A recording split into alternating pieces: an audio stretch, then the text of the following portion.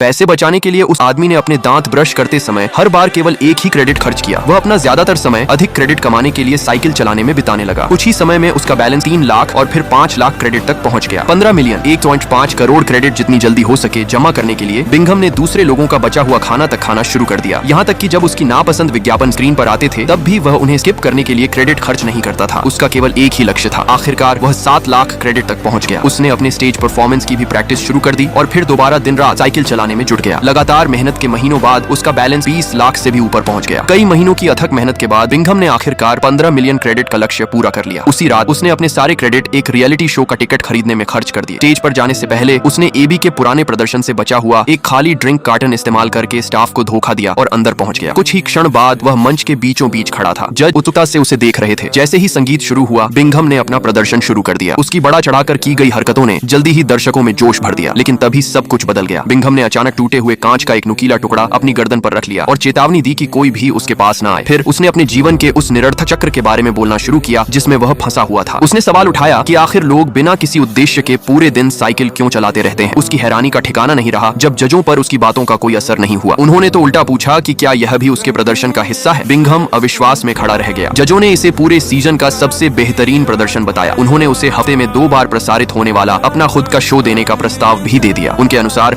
यह हर दिन साइकिल चलाने से कहीं बेहतर जिंदगी थी। जैसे ही यह प्रस्ताव दिया गया पूरा दर्शक वर्ग तालियों की गड़गड़ाहट से गूंज उठा। चारों ओर से मिल रही वाहवाही के बीच बिंघम के पास इसे स्वीकार करने के अलावा कोई विकल्प नहीं बचा। जल्द ही वह एक मशहूर टेलीविजन हस्ती बन गया। यहाँ तक कि जिस कांच के टुकड़े को वह मंच पर लेकर गया था वह भी एक लोकप्रिय वर्चुअल फैशन ट्रेंड बन गया। कुछ ही समय बाद वह एक बहुत बड़े और शानदार कमरे में रहने लगा।